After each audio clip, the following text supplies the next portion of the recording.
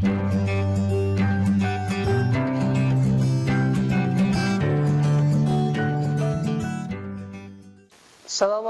warahmatullahi taala wabarakatuh.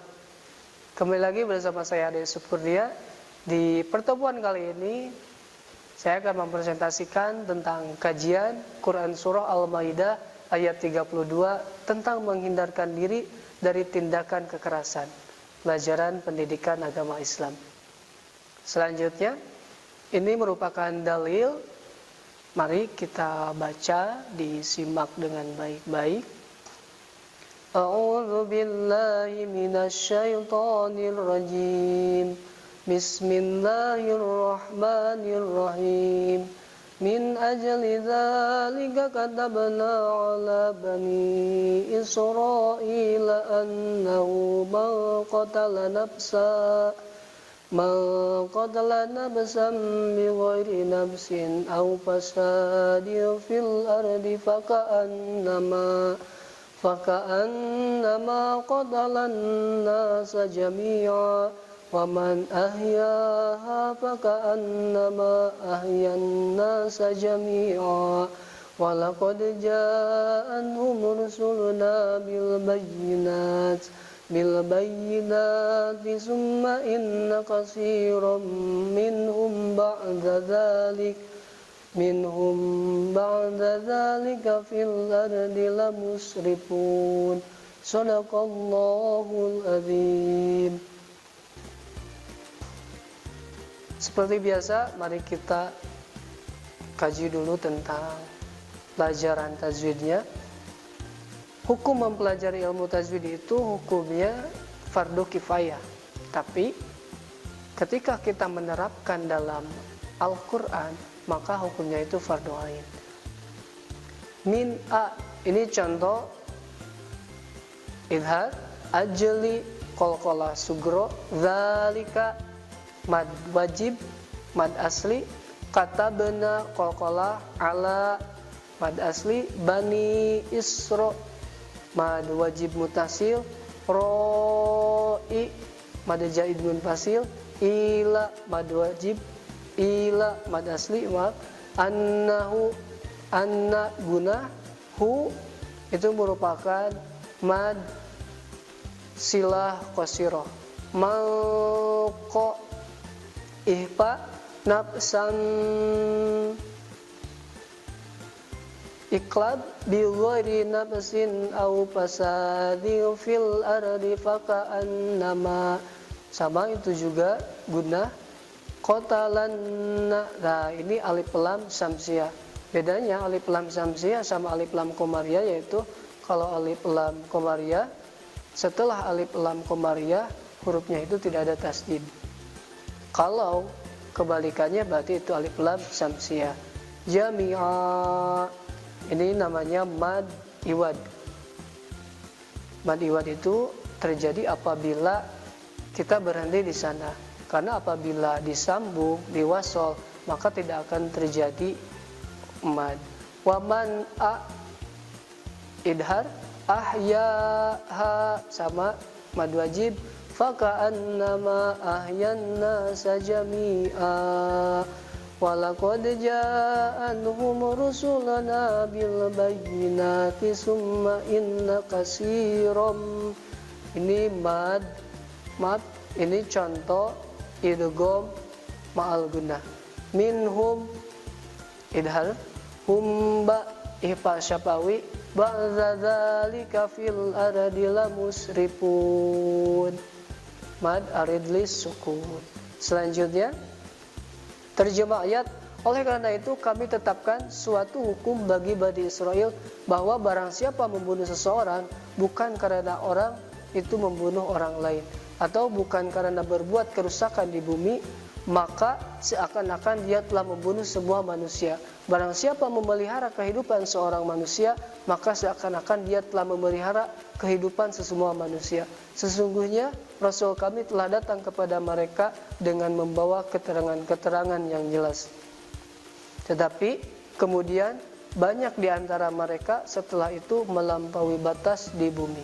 Selanjutnya, Asbabun nuzulnya poin pertama mengingatkan kepada setiap orang beriman, khususnya kaum Yahudi, termasuk umat Islam agar memenuhi semua akad dan janji yang pernah dilakukan.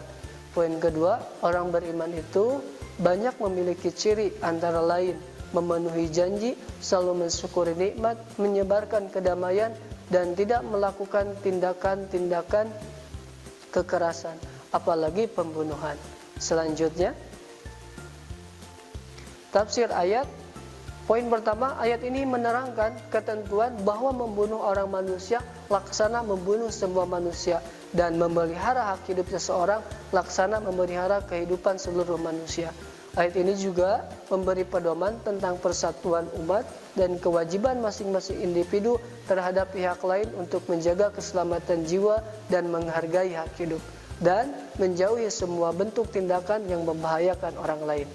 Selanjutnya, isi dan kandungan ayat, nyawa manusia dalam Islam sangat mahal harganya, sehingga membunuh seorang manusia tanpa hak, dalam artian bukan karena kisos, kejahatannya disamakan dengan membunuh semua manusia, begitupun sebaliknya.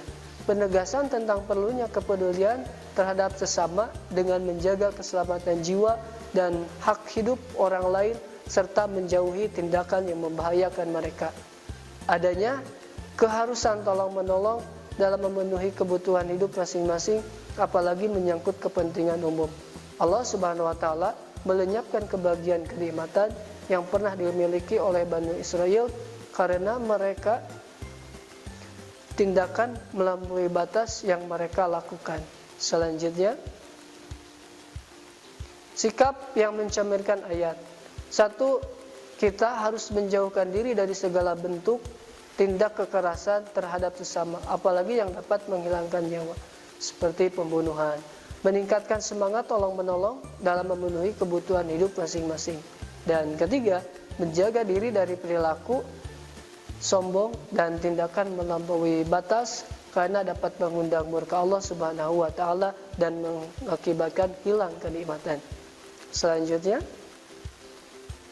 hadis tentang anti kekerasan yang diriwayatkan oleh Imam Muslim, an Urairata Zubairi qala marra Hisab bin Hakim bin Hijamin ala unasin minal ambati bisyami qad uqimu fis syamsi faqala ma sa'nuhum qalu hubisu fil hizyah faqala Hisyamun asyhadu la sami'tu Rasulullah sallallahu alaihi wasallam yaqulu innallaha yu'adzibul ladzina yu'adzibuna nasa fid dunya. Selanjutnya, terjemah hadis, Urwah bin Zubair berkata, Hisam bin Hakim bin Hizam pernah melewati beberapa orang dari para petani di Syam yang dijemur di bawah terik matahari. Kemudian Hisam bertanya, mengapa mereka dihukum? Mereka menjawab, mereka disiksa karena masalah pajak. Hisam berkata, aku bersaksi sesungguhnya saya pernah mendengar Rasulullah bersabda, sesungguhnya Allah SWT akan menyiksa seseorang yang menyiksa orang lain di akhirat. Hadis riwayat Muslim. Selanjutnya, kandungan makna hadis.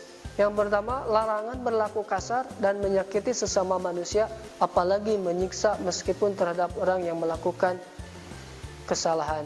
Semua tindakan kasar dan penyiksaan yang dilakukan oleh seseorang akan mendapatkan balasan yang setimpal di akhirat. Selanjutnya, pengertian dan jenis kekerasan. Kekerasan adalah tindakan agresi dan pelanggaran, seperti penyiksaan, pemukulan, pemerkosaan, dan lain sebagainya, yang menyebabkan penderitaan atau dimaksudkan untuk menyakiti orang lain. Tindakan menyakiti binatang juga dapat diklasifikasikan sebagai tindakan kekerasan, tergantung pada situasi dan nilai-nilai sosial terkait dengan pekerjaan terhadap binatang tersebut. Selanjutnya, bentuk-bentuk kekerasan. Yang pertama, kekerasan fisik, misalnya tawuran, menjambak, menampar, memukul, melintir lengan, menendang, mendorong tubuh, menyudut dengan rokok, membakar, mengancam dengan sehingga membunuh. Kekerasan psikis, mengancam akan ditinggal, dianiaya, disekap, diawasi terus-menerus, kehilangan hak atas anak, ingkar janji, merusak, atau memutus hubungan dengan anggota keluarga atau teman. Kekerasan ekonomi yang pertama menelantarkan dan membunuh anak dengan alasan karena takut tak terbiayai. Yang kedua, misalkan korban dalam rumah tangga dengan motif ekonomi juga. Selanjutnya, kekerasan atas nama agama, misalnya terorisme, penghinaan, pencemaran terhadap agama, pembatasan hak untuk beribadah, intoleransi, dakwah dengan kekerasan, dan sebagainya. Selanjutnya, dampak kekerasan secara psikologis berupa gangguan penyesuaian diri seperti cemas, menarik diri dari lingkungan, atau kurang percaya diri. Apabila hal tersebut terus-menerus terjadi, maka akan muncul kondisi depresi. Dan dampak fisik dapat ini berupa luka-luka pada tubuh. Jika pada ibu hamil, bisa menyebabkan dampak fisik yang menimpanya, bisa sampai menyebabkan keguguran. Selanjutnya, perilaku menghindari tindakan kekerasan.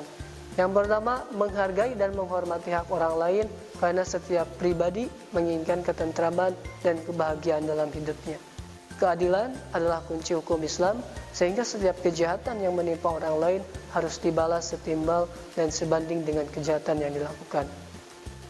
Nyawa adalah hak Allah Subhanahu wa Ta'ala, tidak seorang pun diperkenankan mencabutnya, baik dengan dalih pribadi, keluarga, atau alasan apapun, kecuali yang dibenarkan oleh tuntunan agama. Sekian yang dapat saya sampaikan, mudah-mudahan ada manfaatnya, khususnya untuk saya, umumnya bagi kita semua. Akhirul kalam, wassalamualaikum warahmatullahi taala wabarakatuh. Kunjungi sosial media lainnya seperti website kami di pkbmalfata.com, Facebook PKB Malfata Manunjaya, Instagram PKB Malfata Official, dan terima kasih telah klik video ini. Jangan lupa like, comment, share, and subscribe untuk menunjukkan dukungan kamu terhadap channel ini. Enjoy the video, PKB Malfata.